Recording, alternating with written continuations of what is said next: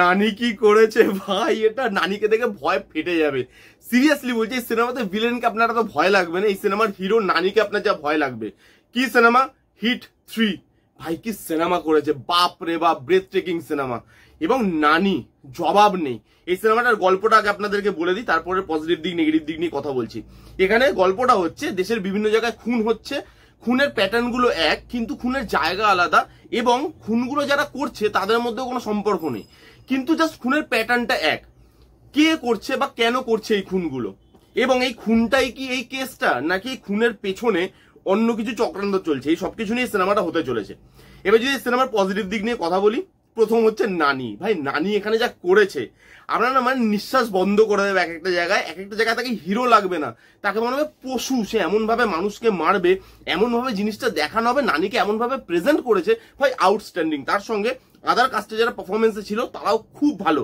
এবার এক একটা সিনেমাতে কি হয়, এই সিনেমাতে যেটা ভালো জিনিস, এক একটা সিনেমাতে কি হয় যে মেয়ে ক্যারেক্টার গুলোকে নেওয়া হয়, তাদেরকে না ফ্লেশ আউট করা হয় না, খালি হিরোকেই দেখানো হয়। বাট এখানে লাস্টে দেখানো হচ্ছে মেয়েরা গিয়ে নানিকে ওখান থেকে বার করছে। আমি জায়গাটা বলছি না, কিন্তু এখানে মেয়ে ক্যারেক্টারগুলোর ইম্পর্টেন্স আছে, এবং সেই মেয়ে ক্যারেক্টারগুলোকে যেভাবে দেখানো হয়েছে, যেভাবে আনা হয়েছে, ট্রিমেন্ডাস। প্রত্যেকে ভালো অ্যাক্টিং করেছে, এবং মেয়েদেরকেও যে একটা পার্ট করা হয়েছে, যে স্ক্রিন প্লেতে মেয়েদেরও কাজ আছে, সেই জায়গাটা খুব ভালো। তার সঙ্গে অ্যাকশন, লাস্টের 20 মিনিট একটা অ্যাকশন সিকোয়েন্স আছে, ওটা র, এবং র রাখার কারণ আছে। এমন নয় যে আননেসেসারি জিনিসটাকে ভায়োলেন্স দেখিয়েছে। অনেক সিনেমাতে এরকম হয় যে ভায়োলেন্স এখন লোক দেখতে ভালোবাসে, তাই দরকার পড়ুক আর না পড়ুক আমি ভায়োলেন্সটা দেখাবো। বাট এখানে ভায়োলেন্সটা দরকার ছিল। নানি যেভাবে ভায়োলেন্স করেছে, যারা দুর্বল মনের মানুষ তারা লাস্টের 20 মিনিট সহ্য করতে পারবেন না, এবং সেই জায়গাটায় ভায়োলেন্সটা দরকার ছিল।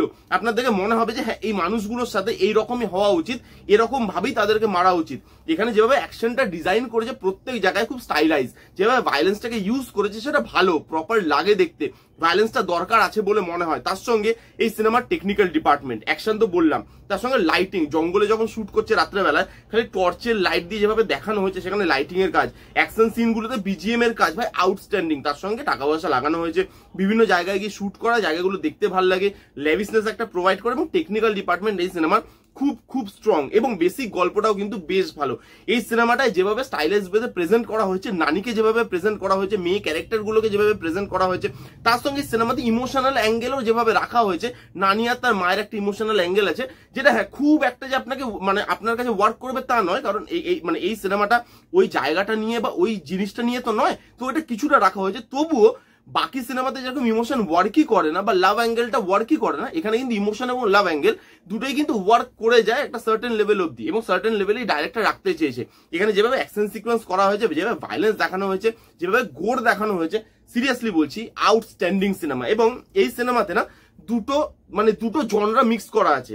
ফার্স্ট হাফটা হচ্ছে ইনভেস্টিগেশন থ্রিলার, সেকেন্ড হাফটা হচ্ছে অ্যাকশন থ্রিলার।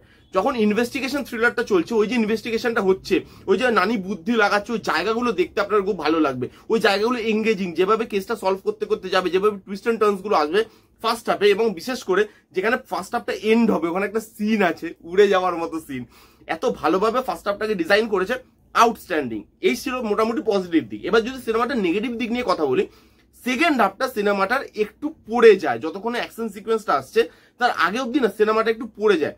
ফার্স্ট হাফে যেভাবে বিল্ড আপ করে, যে মানে ইনভেস্টিগেশন থ্রিলারটাকে বিল্ড করে, সেকেন্ড হাফে গিয়ে না সিনেমাটা অ্যাকশন থ্রিলারে চেঞ্জ হয়ে যায়। এবং যখনই অ্যাকশন থ্রিলারে হচ্ছে এবং সেকেন্ড হাফ শুরু হওয়ার কিছুক্ষণের মধ্যেই না কে করছে, কেন করছে, জিনিসগুলো রিভিল করে দেওয়া হয়। তারপরে খালি অ্যাকশনটাই আপনাকে দেখাবে, এবং সেটাই হচ্ছে সেকেন্ড হাফের মেইন হাইলাইট। এবার যখন থেকে ইনভেস্টিগেশনটা শেষ হয়ে যাচ্ছে, অ্যাকশনটা শুরু হচ্ছে, তার মাঝখানে যে জিনিসপত্র ওগুলো প্রেডিক্টেবল, ওগুলো দেখতে খুব যে মজা লাগছে তার নয়, খালি স্টোরিটা বিল্ড হচ্ছে। এবং সেখানে স্টোরিটাও এমন না যে বিল্ড হতে হতে খুব এগোচ্ছে বা আমরা অনেক কিছু পাচ্ছি, সেই জিনিসটাও হচ্ছে না। তো সেকেন্ড হাফে গিয়ে ওই যে অ্যাকশন থ্রিলার, ওর মধ্যে না ওই থ্রিল ব্যাপারটা সেরকম ভাবে ছিল না যেটা ফার্স্ট হাফে ছিল। ওখানেও যদি আরেকটু ইনভেস্টিগেশনের পার্ট, আরেকটু থ্রিলের পার্ট যদি রাখা যেত, আরো একটু বেশি টুইস্ট এন্ড টার্নস রাখা যেত, তাহলে আমার মনে হয় বেশি ভালো হতো। সবকিছু রিভিল করে দিয়েছে। লাস্টে গিয়ে খালি কিছু ক্যারেক্টার আসছে যেগুলো আপনাকে সারপ্রাইজ করবে, কিন্তু গল্পর মধ্যে টুইস্ট এন্ড টার্নস এরকম নেই যে যেগুলো আপনাকে সারপ্রাইজ করতে পারে।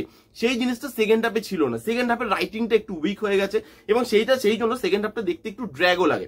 যখন থেকে অ্যাকশনটা শুরু হয় তখন থেকে আবার সিনেমাটা পিক আপ নিয়ে নেয়। তারপরে কিছু ক্যারেক্টার আসছে, যে ক্যারেক্টারগুলো আপনাকে ওই পুরোনো ভাইবটা দেবে। হিট যারা ফলো করে আসছেন সেই ভাইবটা আপনি পাবেন। এবং হিট 4 এর অ্যানাউন্সমেন্টটাও তারা যেভাবে করেছে এই সিনেমার লাস্টে, সেটাও কিন্তু বেশ ভালো। এই একটাই আমার নেগেটিভ দিক লেগেছে, যে যখন থেকে অ্যাকশন থ্রিলারে এই সিনেমাটা কনভার্ট হয়, তখন থেকে না সিনেমাটা টেলটা একটু পড়ে যায়। ওই জিনিসটা খুব প্রেডিক্টেবল মনে হয়, সেখানে নতুন নতুন কোনো টুইস্ট অ্যান্ড টার্নস নেই, খালি অ্যাকশনটাকে হাইলাইট করা হয়েছে। এবার সেটা কেন করা হয়েছে আমি জানি না, বাট নানি যেভাবে পারফর্ম করে আসছিল, তাকে সেকেন্ড হাফে আরো ভালো করে ফ্লেশ আউট করতে পারতো, যে জিনিসটা হয়নি। কিন্তু যারা যারা ভায়োলেন্স দেখতে ভালোবাসে, যারা যারা অ্যাকশন সিনেমা দেখতে ভালোবাসে, হিরোকে হিরোর মতো করে প্রেজেন্ট করতে দেখতে ভালোবাসে, তারা এই সিনেমাটা অতি অবশ্যই দেখবেন। এবং এই সিনেমাতে না আরেকটাও জিনিস আমার খারাপ লেগেছে, যেটা আমি বলতে ভুলে গেছিলাম, সেটা হচ্ছে এখানে যে ভিলেন, তাকে খুব উইক করে দেওয়া হয়েছে। এখানে নানিকে খুব স্ট্রং দেখিয়েছে, এবার ভিলেনকেও তো আপনাকে স্ট্রং দেখাতে হবে, তবে তো এই ব্যালেন্সটা যাবে। বাট এখানে যে ভিলেন হয়েছে, নামটা আমি বলছি না, সেই ভিলেনটা না খুব উইক হয়ে গেছে। নানি যেই রকম পাওয়ার দিচ্ছে, ভিলেন সেই পাওয়ারটা জেনারেট করতে পারছে না। লাস্টে গিয়ে টাসেলটা দেখতে খুব একটা মজা লাগছে না, ওই জন্য সেই জন্য জিনিসটা না একতরফা হয়ে যাচ্ছে। ভিলেনকে আরেকটু স্ট্রং করে প্রেজেন্ট করতে হতো, এবং সেকেন্ড হাফে ওই থ্রিলার মোমেন্ট গুলো আরো বেশি করে দিলে আমার মনে হয় সিনেমাটা আরো আরো অনেক ভালো সিনেমা হতো। তবুও ওই যে বললাম, যারা ভায়োলেন্স সিনেমা দেখতে ভালোবাসেন, যান গিয়ে এনজয় করে আসুন। দুর্বল মনের মানুষের সিনেমাটা ভুলেও দেখতে যাবেন না, কারণ এই সিনেমাতে এমন এমন ভায়োলেন্সের জায়গা আছে আপনি দেখতে পারবেন না। হাত কাটা গলা কাটা তো কোনো ব্যাপারই না, আমার যে আলু পেঁয়াজ কাটছে। আউটস্ট্যান্ডিং সিনেমা হিট 3, যান গিয়ে চেক আউট করুন। এই ছিল রিভিউ। কেমন লাগলো রিভিউটা জানতে ভুলবেন না। ভালো লাগলে please give it a Thums up, like করবেন, কমেন্ট করবেন, শেয়ার করবেন, চ্যানেলটাকে মাস্ট সাবস্ক্রাইব করবেন। দেখা হচ্ছে নেক্সট কোনো ভিডিওতে। ততক্ষণ bye bye, take care and be safe.